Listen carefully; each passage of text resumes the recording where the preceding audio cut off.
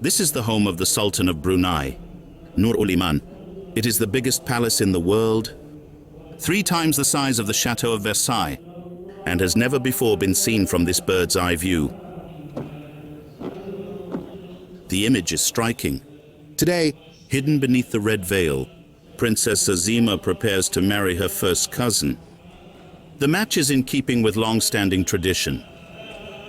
For almost half a century, no Western camera crew has been allowed to film here in the heart of the Sultanate of Brunei.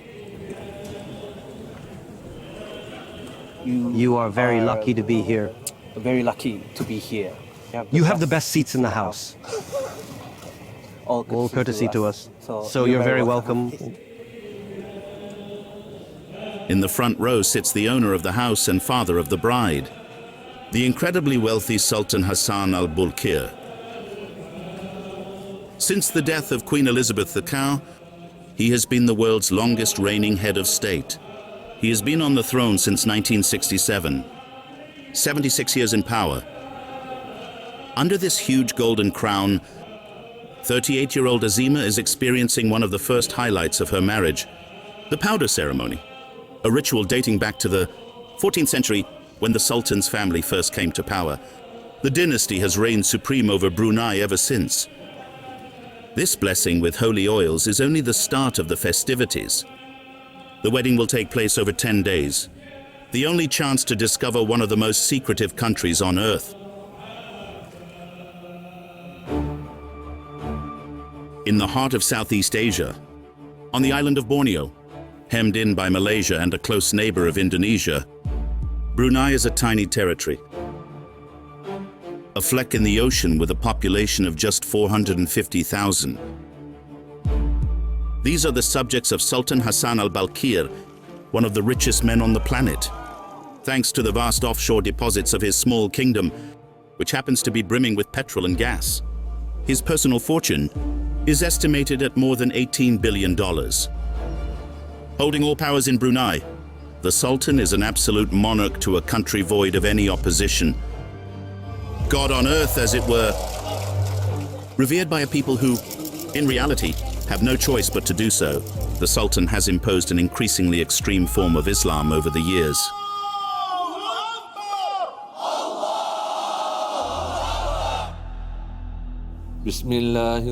And a still life led by the rhythm of prayer even from childhood. Allahu Akbar. All the body aurat except face and hands. I'm starting from here until here. But Aisha is only 5. Yeah, because we want to educate her. Because we want to expose her to these kind of things. Alcohol and smoking in public is forbidden throughout the country. In 2019, a new milestone, the Sultan establishes Sharia, the strictest Islamic law. As a small nation, may our first priority always be our prayers for Allah. Since then, homosexuality and adultery have been punishable by the death sentence. Public uproar around the world as here in London.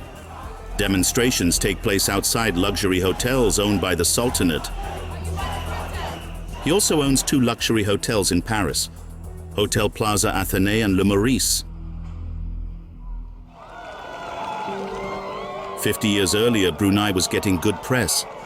Queen Elizabeth II appeared in a parade alongside the Sultan in a float carried by 50 men.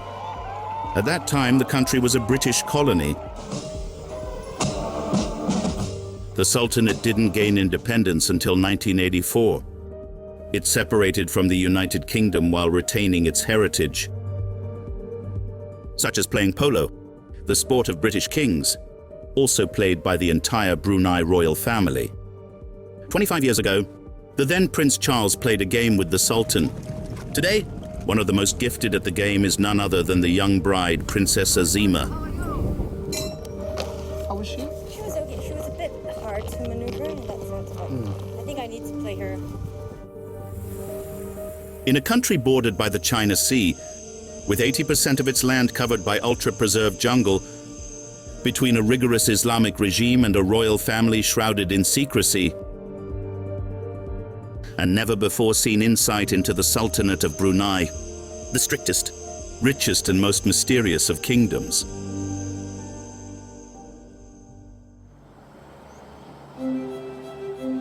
Let us return to the Sultan's palace where the royal wedding ceremony is still underway. In Brunei, this is the event of the year. Princess Azemah's wedding to her first cousin has been kept well under wraps. Throughout our time in Brunei, only authorized after months of negotiations, we are accompanied by a member of the governmental security service at all times. We are immediately taken aback by the sheer luxury of our surroundings. Yes. It's usually covered, almost everything is almost covered in gold.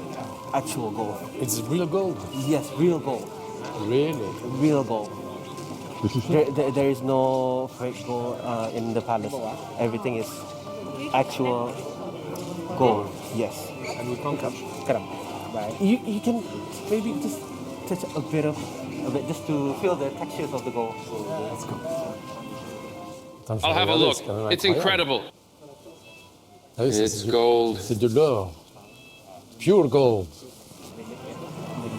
A gold mosaic, a setting of unrivaled splendor. This evening, the throne room will host the newlyweds and the presence of the entire royal family. So who's going to sit here? It will be both families of the royalties, since the two rooms, bride and groom, are royalties. Royalties. So this will be the bride's family and the groom's family. Families and the groom's families. And maybe these two seats? These two seats are only reserved for the Solvay and the Queen. This is a very, very, as you can say, a very sacred and very, only the royalty can grace through this area. So we would be very lucky just to be this close to this seat.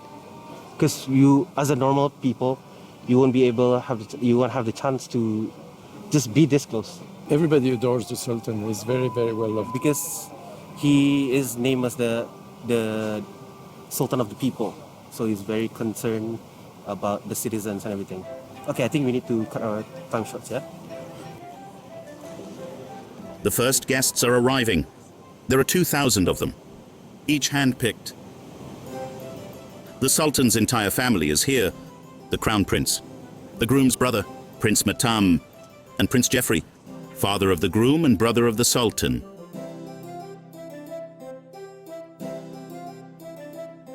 Between the many ambassadors and the congregation, most of the world is represented for the occasion. After 8 days of ceremony, the Sultan's daughter will become the wife of her first cousin, Prince Bahar. Prince Bahar is 41 years old. With this symbolic gesture on the princess's forehead, the union is now official.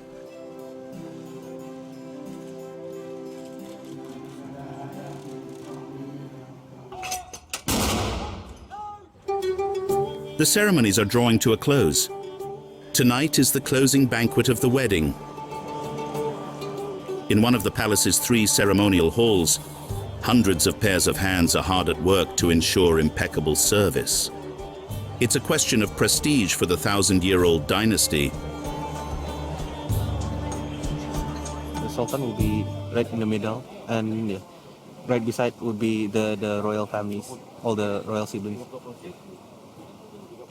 Quite a proud moment to be involved in such events, because this sort of events doesn't happen a lot. But when you get to be there and be part of it, so you have that sense of fulfillment and you're happy to be part of it.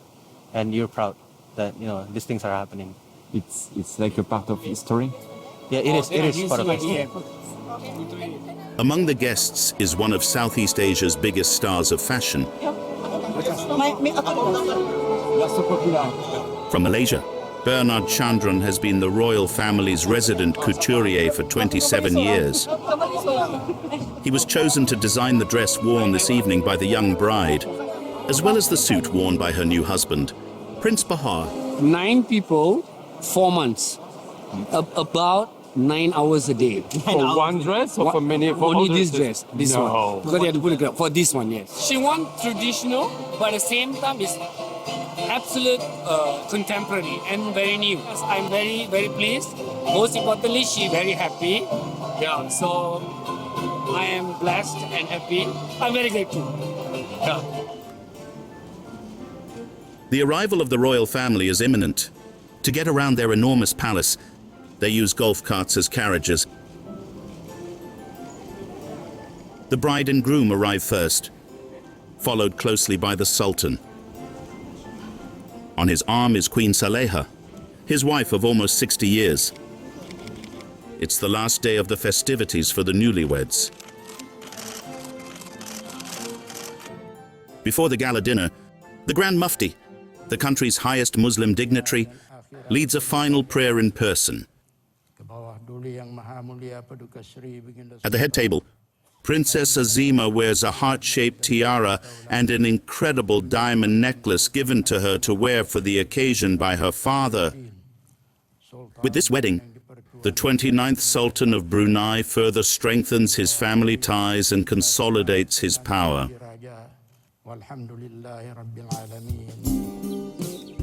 A few days after the wedding, rather than going on her honeymoon, Princess Azemah returns to her favorite spot in Brunei, the polo field. A peaceful haven just 30 minutes from the capital. The stables house 200 horses. They have all come from Argentina, the great polo nation. Nothing's too good for these thoroughbreds. They are even given air-conditioned stalls to help them acclimatize to the tropical heat of Brunei. In a very British country club atmosphere, the VIP match is about to begin. The young bride, Princess Azemah, is the star of the day. This is Heroina, the one that Prince Bahar played. How do you feel, Menina? She was good. That's Yeah, it? she had a lot of energy, but she was easy. In the mouth, control? Yeah, she's good. Yeah. With her hair blowing in the wind, Azemah is the only woman in the Sultanate to play polo. A royal privilege. On the opposing team, she's going up against Prince Geoffrey, her uncle turned stepfather. Influenced by the customs of the British aristocracy, it was Prince Geoffrey himself who imported polo to Brunei and founded the club in the late 1970s. At nearly 70 years old, he's still a very good player. Two teams of 4 players play against each other on a field 3 times the size of a football pitch. They are all excellent riders.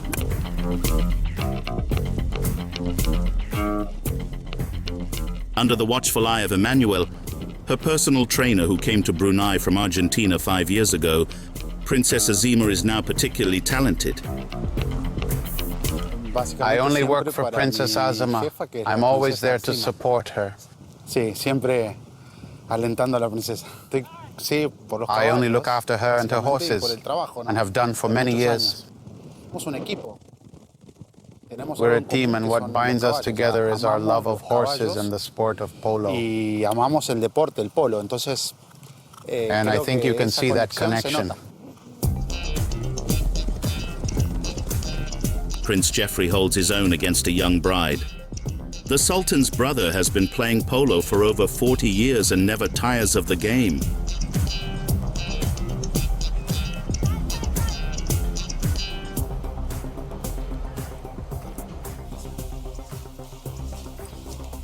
Why do you love polo so much?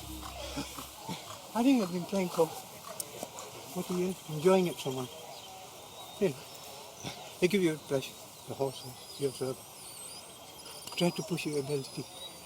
Try to be like 10, which you never will. Too late.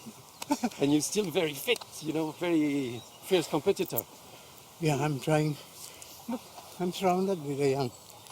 So what can you do? We'll be retired.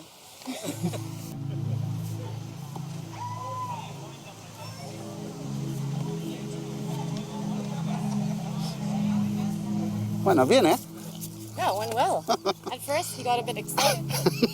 It was fine. Thank you, Princess. Thank you so much. Incidentally, the game ended 7-3 in favor of the princess's tee. At the other end of the royal stables is one of the most surprising places in Brunei. An Argentinian restaurant so you can stay in the polo atmosphere. First, a car park with electric recharging points, an exception to the rest of Brunei, where petrol is half the price of water at 37 € a litre. And here, there are only luxury cars to be seen, This one belongs to Farid, one of Princess Azemah's brothers. How are you? How many electric cars do you have in Brunei? Right now, like in the Porsche, there's a Porsche agent. I heard it's about 20 pieces, 20 cars. Just Porsche doing it right now. I love cars, yeah. I got a few cars back home, so I got a few V8 engines. Because she wants that. A member of the royal family, Farid is also the owner of the restaurant. In a country not quite like the others, the prince gives off his purse right down to the plunge. Yang table 6 punya ni. So Farid, this is the rush hour now? Yes, it is. Now we're preparing a lot of a ticket because we have quite a few people in tonight. I am very involved. I plate, I can wash dishes, I can cook the grill, I do service as well, speak to the clients, and yeah, I do everything. You have to. Why did you take up this business? Because you could do like nothing and enjoy your life. So no, I think it's a learning curve for everything, you know. And my family brought me up also to what you want, you have to earn it. You have to work for it. This is how my mom brought us all up together.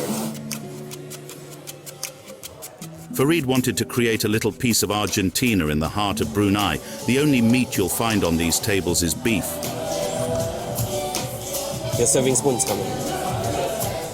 And all prepared South American style. Outside, the steaks are grilled, asado style, the preferred method of cooking in Argentina. ladies,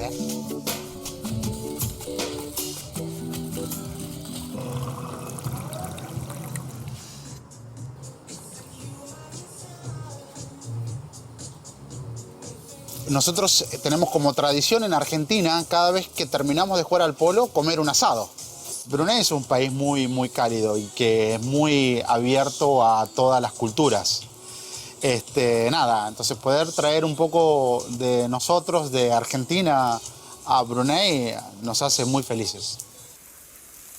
16,000 kilometers from Buenos Aires, Emmanuel leads the life of an expatriate, far removed from the daily life of the Sultan's subjects. Bandar, the capital of Brunei. This is a far cry from the frenetic pace of Asia's megacities. Very little traffic and not much activity. Barely 200,000 people live here, almost half the population of the Sultanate. A little way from the city center, we go to a residential area where the country's middle class lives. Like Ishkandar's family. Al-Ikhlas. Tadi sudah kan? Sudah baca. Bila sang baca tadi, Fatih baca yang mana tadi? Hati 45-year-old Ishkandar works for the Ministry of Religious Affairs. Its mission is to advise families on how best to combine religion and everyday life, particularly in the workplace. Dah jurit lah ya. Mama. Hassanal. His wife Yana is a primary school teacher. They have 5 children, 4 boys and 1 girl. It's 7 o'clock in the morning. Time to leave for school.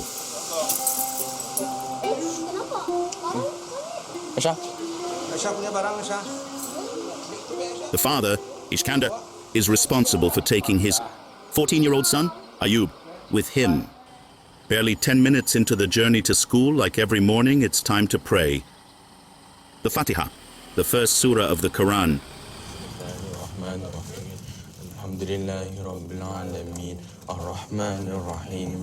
This is our morning routine. Whenever we're on the road, we will recite a few verses from Al-Quran because we are asking for Allah's blessing and Allah's protection for us throughout the day. So we just read some verses from Quran. From dawn till dusk, Islam guides every aspect of daily life in this traditional family. In Brunei, 3/4 of the population are Muslim. Young Ayub attends an all-boys Quranic school. This huge brand new complex is entirely financed by the royal family. The establishment is called simply Hassanal Bolkiah, the name of the Sultan. In Brunei, no one pays tax and, like healthcare, education is free. 300 boys aged 13 to 17 are educated here. And as expected, Each school day begins with a prayer.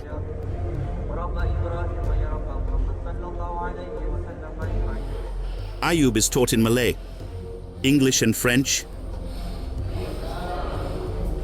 and for religious studies in Arabic. Ayub and his classmates immersed themselves in the study of the Quran for hours on end. So we have to memorize this, and then we're gonna recite it in front of the teacher. What is so specific about this school compared to the other schools? Oh, so basically the religious knowledge, it's in Arabic. Instead of normal Ugama school, it's in Malay. And who decided that you would follow Arabic school? Me. I would like to go to other places to work, not just in Brunei, because the economy in Brunei is really small and other countries have it big, so I want to go to other countries. I think it's a goal for everyone here, because that's why sometimes the students here get a scholarship to Mecca or anywhere in Arab. So if you go here, it's easier to get a scholarship to go there. Assalamu alaikum wa rahmatullahi wa barakatuh. Ayub studies the Quran for 8 hours a week.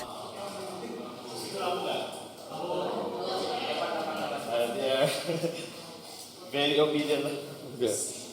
Ayub will stay at the school for another 3 years, at which point he hopes to study abroad. Nabats. Back at home, as is done every Thursday evening in Brunei, Iskander welcomes his entire family into his home. This is a standard mark of respect owed to the elders of Brunei, as Iskander does here with his father. What we just did is I just give him the handshake and level of respect, and whenever we shake hand to our elders, we will kiss the palm, the top of the hand. From early age, even my daughter, even they're still a baby, they will do this kind of thing. For example, you can when my siblings come, and then they will do this kind of custom. Okay. It's a matter of respect. Allahu Akbar. Iskandar has dedicated an entire room in his house to prayer. Sami Allah liman. Allahu Akbar. A moment shared by the whole family, all generations right down to the youngest, little Aisha. He's only 5 years old, but for the occasion, she's wearing 2 headscarves. When she prays, she needs to wear this thing? Why is it? It's traditional? Her aurat, all the body aurat except face and hands. And starting from here until here. Once the girl hits the puberty, it's compulsory for it's compulsory for obligatory for the girls to cover all those exposed area. Aisha is only 5, and she's wearing already the hijab. Yeah, because we want to educate her, because we want to expose her to this kind of things. After the prayers, which last over an hour, women of all ages gather together.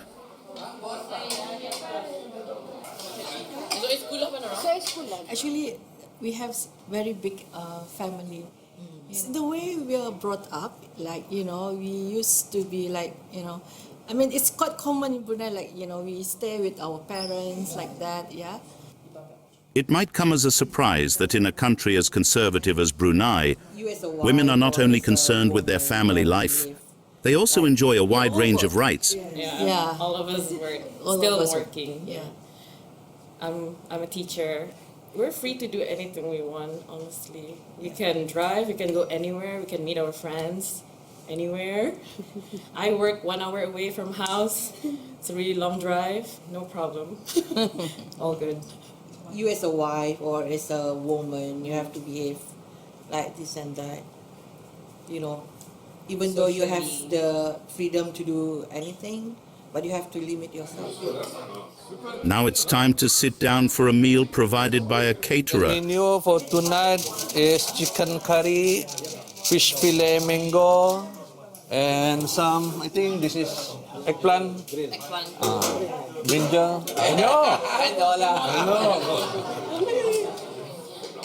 Food is very important here, huh? In Brunei. Yeah, because we like to eat. Bruneian have to eat. And food bring us closer. That's why food is very important.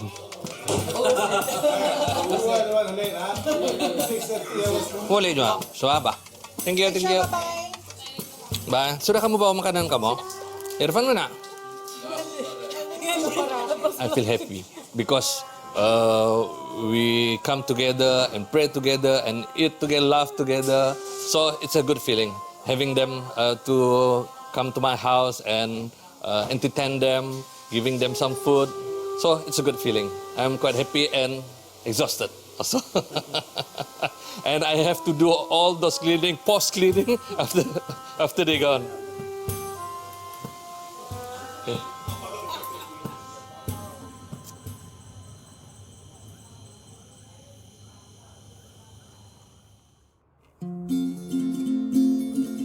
A little way from the center of the capital, the regal blue production studio can be found.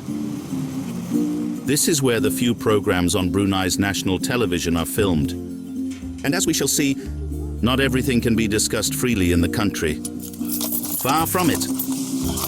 At the age of 32, Akil has been starring in some of the Sultanate's most popular sitcoms for several years. Hello everyone, are you ready? Hey, where's everyone? Kamu ready sudah?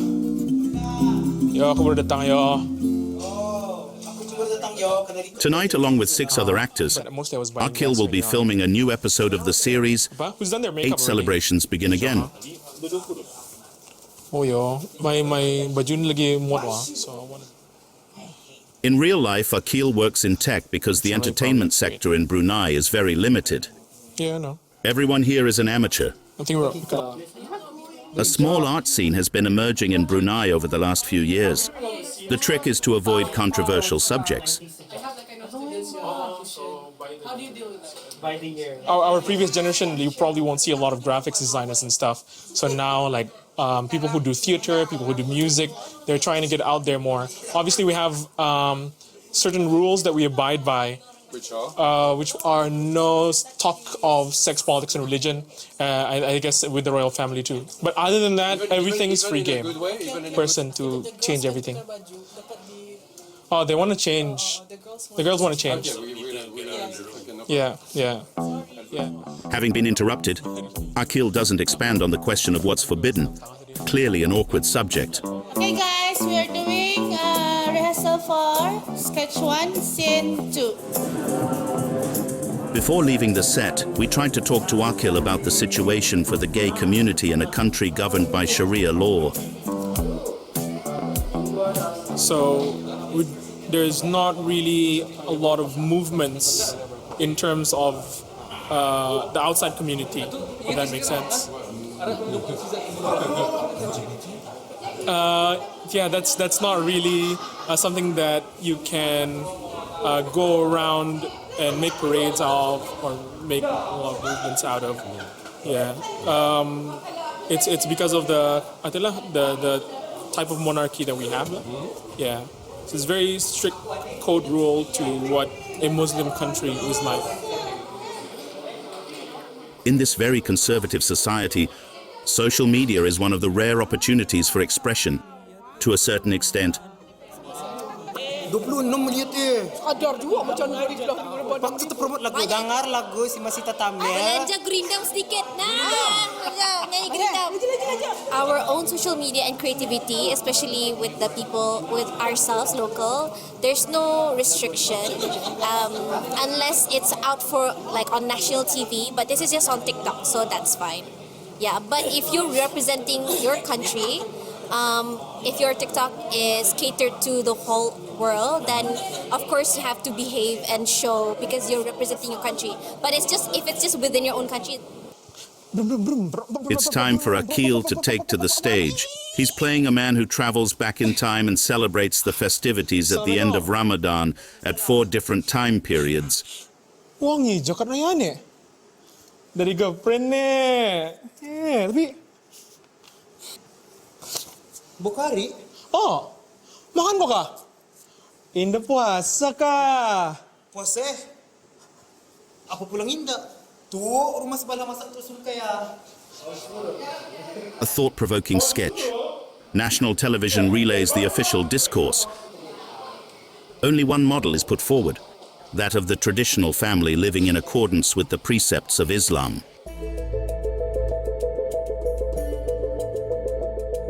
On the way out of Bandar, a bridge joining the two distinct parts of Brunei has just been inaugurated. It takes you into the jungle, one of the last remaining primeval forests on the planet.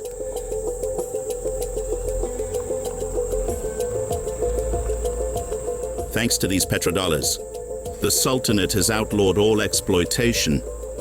The vegetation is intact, unlike that of its Malaysian and Indonesian neighbors, who have ravaged their forests. In the Temburong National Park lies an eco-lodge, accessible only by boat. For some years now, Brunei has been slowly opening itself up to tourism, a responsibility that attracts visitors from all over the world, like this American family. Well, can only reach this by boat, so it's really enjoyable to see untouched wilderness, unaffected by buildings. Ladies and gentlemen, please gather around so I can do a briefing and also wear your life jacket here. So what we're going to do today, we're going to go to the Rainforest Discovery, or the national park that we have in Brunei. 45 minutes by canoe along a river leading through the heart of the jungle. And on arrival, an hour's climb to reach the canopy. All right, we have arrived. There's 747 more steps to go. Well, we're not nearly there yet. It's really hot. It's 36 degrees with maximum humidity. The motivation you need. Romain is from Paris. He's on a 12-day holiday in Brunei. Have a seat, rest first.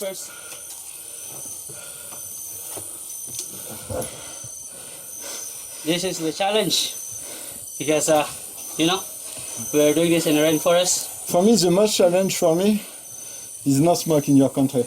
Not smoking? Yes, Oh, yeah. it's So not what? possible by the cigarette. You cannot buy, correct? It's illegal to smoke. It's already in our constitution.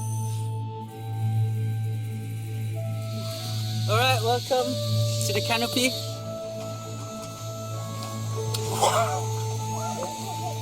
It's great.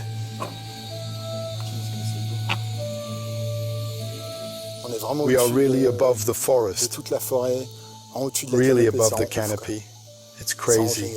It's awesome. It's very beautiful. A pristine forest covering 80% of the Sultanate.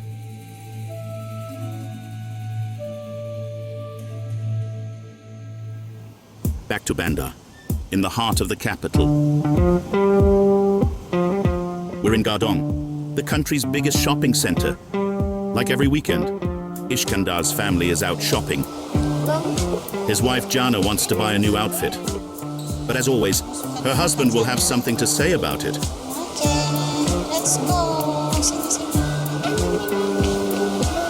Tuh, mama suka tuh, sana. In the shops, the choice is limited. Jana has to respect some pretty strict codes. Again, the weight of religion can be felt. You only have size M, you don't have it in large. Down to L size. Ani L. So when you buy clothes, you need to buy them large. It is a rule. Why? Because Ani didn't allow. So you always go shopping with your husband? Sometimes lah, sometimes with my sisters. She already know my preference of dress code of she need to wear. So what is the Which dress is she need to wear loose, not so fit. Not too tight, you mean? Yes, no, not too tight. Not too tight. I prefer her to wear something loose, so it doesn't show the shape of the body. Really? Yeah. Very important. Because her body is just for my eyes. I didn't force her, but it's her duty as a Muslim woman. Not over nila. Not to wear anything tight and modest. The Brunei paradox. Women work and are seemingly free, but they remain under the control of their husbands. At the checkout, Yana has the means to pay for herself. She is a primary school teacher, but every month she gives all her wages to her husband. In return, Iskandar gives her pocket money. This is your money, and you choose to spend it the way you want? My husband gave me money every month for me to buy clothes, tudung, but limited lah, 100 in a month. If exceed more than that, I use my money, my own money. Shopping is one of the few available distractions in Brunei. Citizens spend the rest of the time practicing their religion. Every Friday, the holy day of Islam, for example, Iskandar goes to the mosque with his 4 sons. This is compulsory for all Muslim men in Brunei, or else they risk receiving a fine. Hassan, tikar sembahyang Hassan sudah? Since 2019, the country has been living under a strict Sharia regime. Iskandar has nothing bad to say on this point. Quite the contrary. Last time we do have some backlash from Western country, from other people regarding implementing the Sharia law in Brunei. But for us in Brunei, we don't mind to practice this kind of Sharia law. But the fuss is being created by people not from Brunei. But thankfully, after His Majesty emphasized to implement the Sharia law, Brunei have been blessed much more than before. In what way?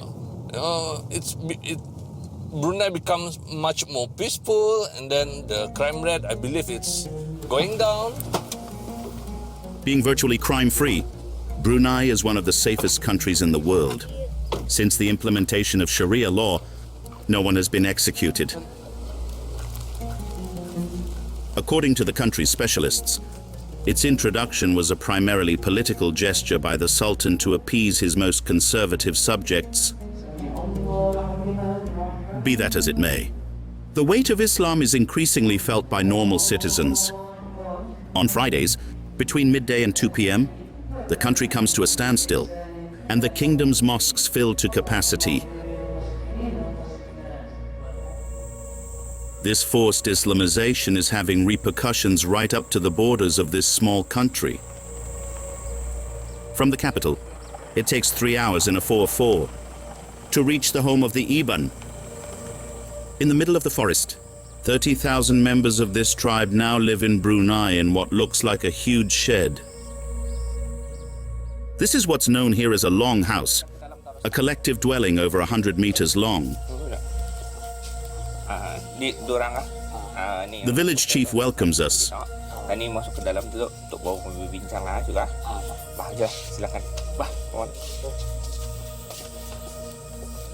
Okay, this is the Rob Halls, the Panjangs. Since 2015, around 20 families have been living here. This house was entirely financed by His Highness the Sultan, using his personal money, and he gave it to the community as a gift.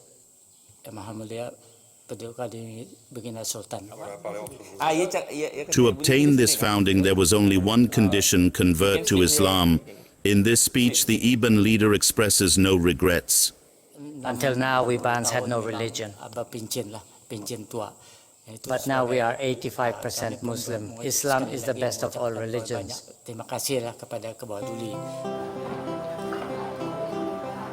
Islamization is a recent change among the Iban, and the practice is less rigorous than in the city. In this kitchen shared by 3 families, few of the women and none of the little girls wear headscarves. But the next morning, As they set off for school, which is also financed by the Sultan, Islamic law takes over again, and the hijab is compulsory even for the youngest girls.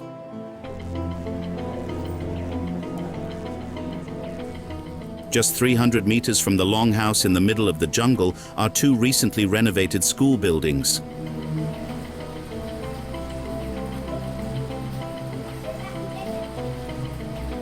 Here, every day begins with the national anthem in honor of the Sultan.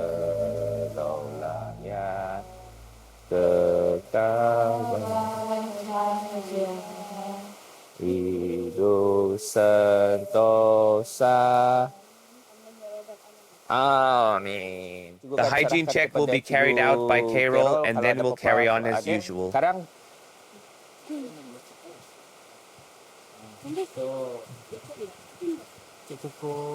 What are you doing now? Checking their nails. Okay. Okay, Shifa. Luxury is teaching conditions with virtually one teacher per student. You are 4 children and I already see 3 teachers. Because different children, different levels, different year. That's a great opportunity for them because we can teach them by face-to-face, one-to-one interaction. Okay. As a mark of respect for teachers, students always perform the same traditional salute. Okay, bah. Ini macam biasa. Bah masuk kelas. Kasut jangan lupa simpan luar. And in the middle of the jungle, the school is the only place in the village with an internet connection.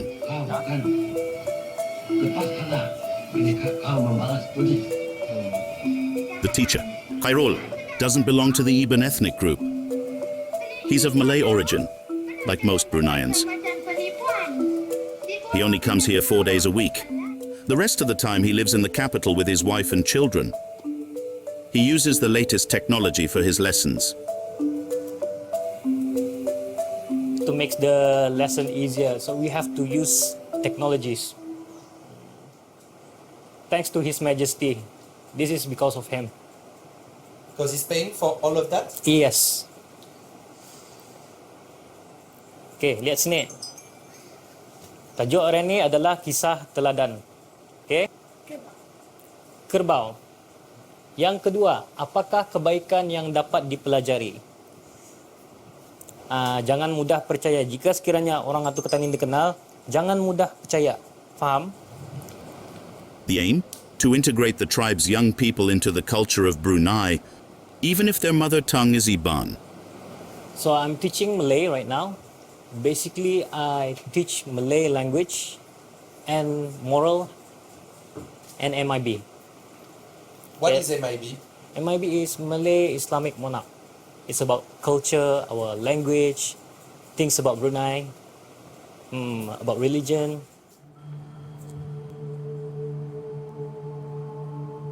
By converting to Islam, the Ibans benefited fully from the Sultanate's generosity. This is not the case for all the tribes in the region. On the other side of the river, the atmosphere is completely different. Tue, the chief of the Iban village, introduces us to Azeri, the chief of a small ethnic group that has always lived here, the Punan.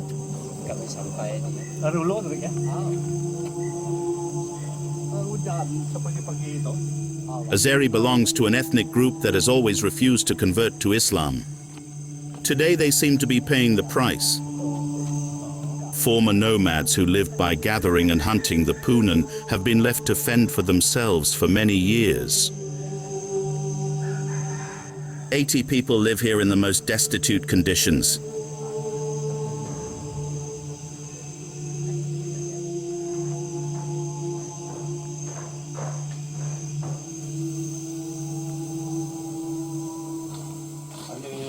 This house is no longer in good condition. We asked for work to be carried out, but it hasn't happened yet. Look here, there are holes, and when it rains, everything gets wet.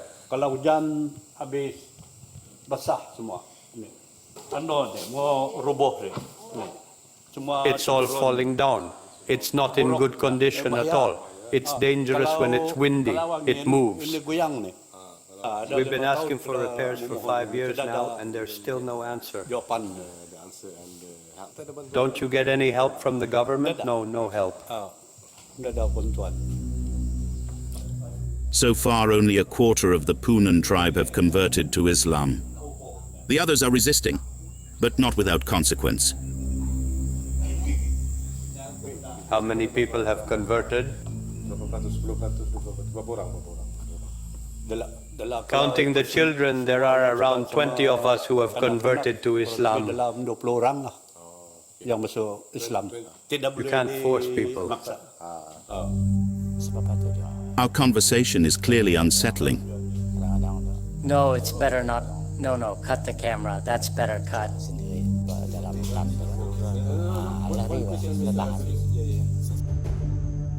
Upset by this criticism, our guide, the chief of the Abans, asks us to stop filming. In one of the richest countries in the world, we are leaving the Punan in extreme poverty. Yet in Brunei, when the Sultan's subjects want to escape the country's austerity and prohibitions, there's an escape route known to all. Just hit the road and drive to neighboring Malaysia. Every weekend there is a traffic jam at the customs post to cross the border and experience a different atmosphere. You must first declare that you are leaving the country. The town of Miri is 160 kilometers from Brunei on the shores of the China Sea. This seaside resort with a population of 300,000 of us, everything that the Sultanate doesn't. Here in a country that also has a Muslim majority, the way of life is quite different. An air of freedom hangs over the city. People also come to Miri to shop. The exchange rate is very much in favor of the Brunei dollar. All the major international brands missing from the Sultanate are well represented here. And in the evening, it's time for forbidden pleasures. In the city's bars, alcohol flows freely. I work in Brunei. Oh, you work in Brunei? What do you do? I work in PIQ. What, petrol? Is that petrol? Petrol, yeah. For how long do you work in Brunei yourself? I think for 15 years. And have you seen the country going stricter and stricter in 15 years? From starting is quite open. Yeah. And after that they try to strict more. But it's okay, but they don't really strict on what they do. Okay. Music, booze, dancing and revealing outfits for the girls. A combination clearly unthinkable in Brunei.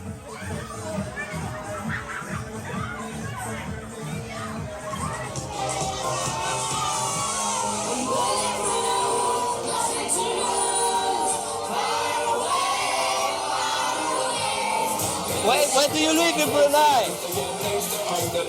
I was a Bruneian before because my dad was a Bruneian PR, but now I'm Malaysian.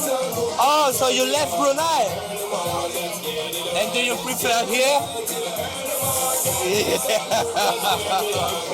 Why do you prefer here? For the party life, I like here a lot. As a Malaysian. Do you go to Brunei sometime or never? I have my auntie there. Oh, you have your uncle? So do you visit him there? Yeah. And what do you think about Brunei? I don't like. Why? Why don't you like Brunei? Tell me. Even my auntie, when the border is open now, they ask, I want to make a marriage. I get it. It's so boring in Brunei, you know. Yeah. You cannot do anything. No free.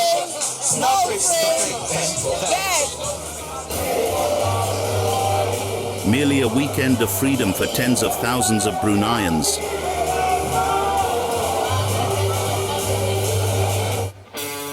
For those who stay in Brunei, leisure activities are much more limited, though sometimes surprising. In this district in the north of Banda, a quirky community meets to share in a passion surprising for the subtle cruiser motorbikes.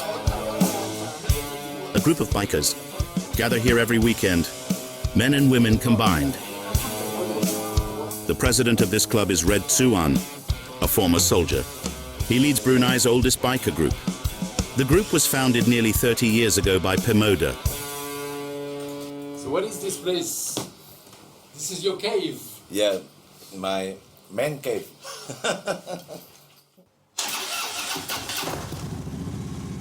Inside his home, a whole world dedicated to American motorbikes.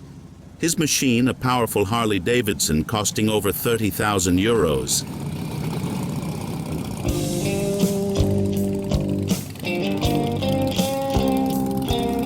Today, Red Swan has organized an outing for 80 bikers.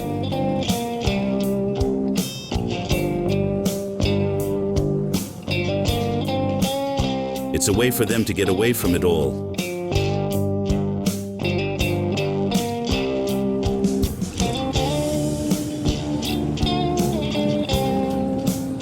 An hour's drive before they regroup by the sea. Everyone in the group has curated their look. Leather, bandanas, a bad boy look for a close-knit group.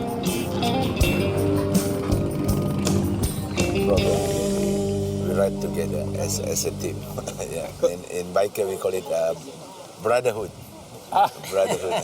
Or sisterhood. Sisterhood. It's stress relief, seriously. You know, every weekend if you ride during the weekend and then you meet up all the friends, all the biker fellows and everything, you feel you're out away from all those, you know, from the problems and anything. Yeah, like my brother said, you feel free. Free.